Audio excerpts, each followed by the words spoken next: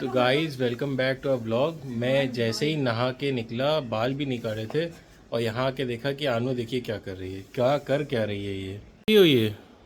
Goofy को powder हाँ, लगाती है। गूफी को मैंने तुमने इतना पाउडर क्यों फैला दिया?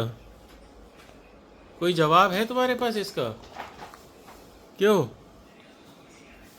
अभी मम्मी देखेंगी तो डांटेंगी नहीं?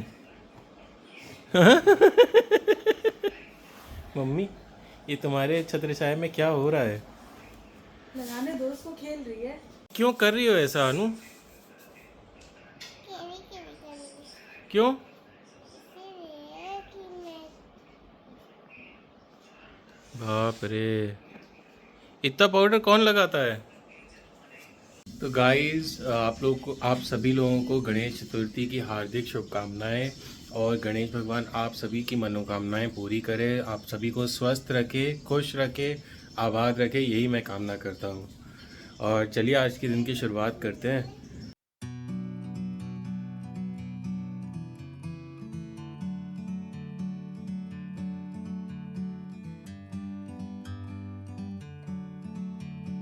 आनू आओ, जय करो, जल्दी आओ, like a bird on a tree, दौड़ के आओ। आओ, आज भगवान की पूजा करने गए। आ जाओ, पापा की बात मान लो। कर दिया है यार ये। इतना पाउडर कौन लेता है? आनू, सारा पाउडर खराब मत करो। पूरा देखो, पूरा बेड खराब हो जाए। आईज में चला गया उसके। देखो अपनी शक्ल शीशे में जाके, भूत लग रही हो। Meant to be in the great outdoors, forever free.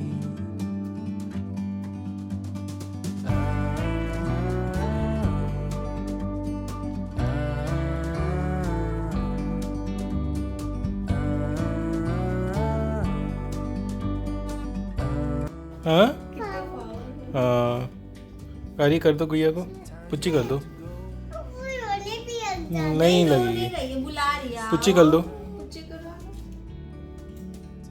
बाप रे।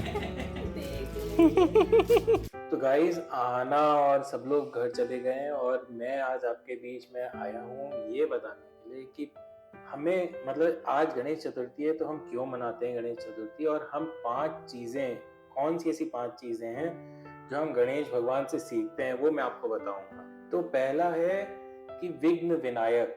विघ्न विनायक क्यों कहते हैं? क्योंकि जो गणेश भगवान है ना, वो हमें सिखाते हैं कि कैसे जिंदगी में कोई भी परेशानी आ जाए, कितना भी बड़ा ऑब्स्टेकल आ जाए, हम उसे कैसे लड़ के, कैसे उसको संयम के साथ काट सकते हैं। तो वो ये सिखाते हैं, वो सिखाते हैं कि धैर्य रखो और देखना चीजें अपने आप सॉल्व होंगी।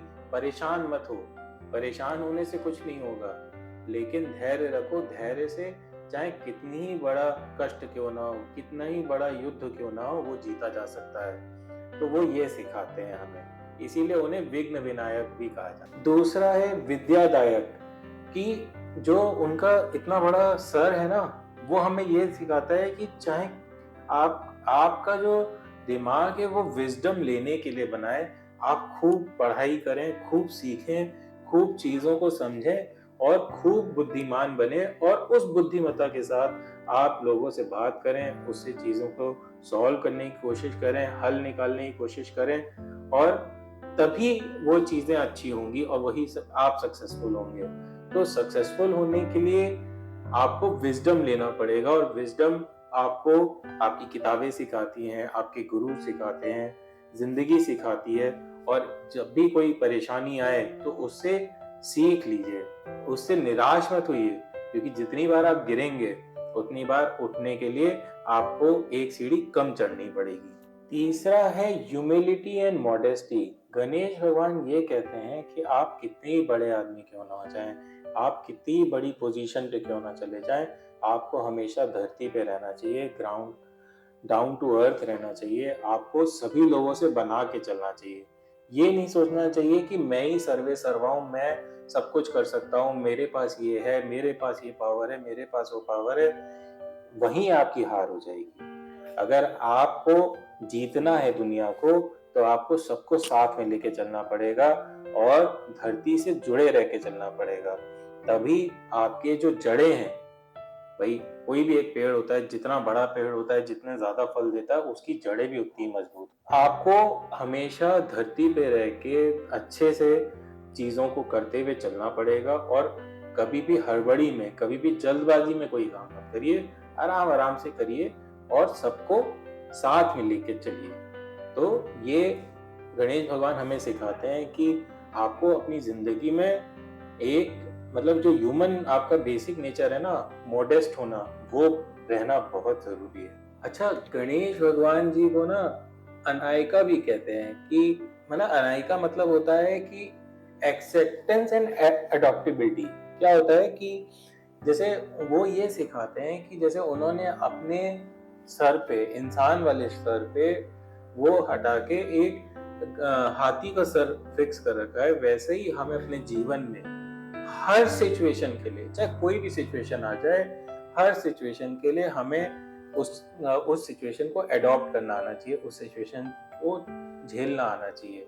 हमें उससे भागना नहीं है, उसमें उतरना है, उसमें उतर के उससे सीखना है, उसको लड़ना है और उसी में आगे बढ़ना है। अगर हम ये सोच रखते हैं कि ये मतलब हम किसी भी सिचुएशन में ढल सकते हैं, हमें चाहे गर्मी है, सर्दी है, कुछ भी है, मुश्किल हालात हैं, तभी हम इवॉल्व करेंगे, तभी हम जो हमारे पास जो भी हर्डल आएगा, जो भी कठिनाई आएगी, उसको हम हल कर पाएंगे। तो पांचवा है नंददाता क्रिया, जिसमें कहते हैं कि जो गणेश भगवान की जो सूंड है वो थोड़ी टूटी भी है। वो क्यों टूटी थी उसकी एक पूरी कहानी है और वो इसलिए टूटी है ताकि वो सैक्रिफाइस दिया था उन्होंने कि लॉन्ग टर्म जो उनके डिजायर्स थे, जो गोल्स थे, वो फुलफिल कर सकें। तो आपको अपने जो शॉर्ट टर्म गोल्स हैं, ठीक है ना, कि अभी ज़्यादा पैसे तुरंत कमाने हैं या स्टॉक मार्केट में लगाना है या जो भी शॉर्ट टर्म आपके डिजायर्स हैं, उनको सैक्रिफाइस करना सीखिए और लॉन्ग टर्म गोल्स पे फोकस करिए।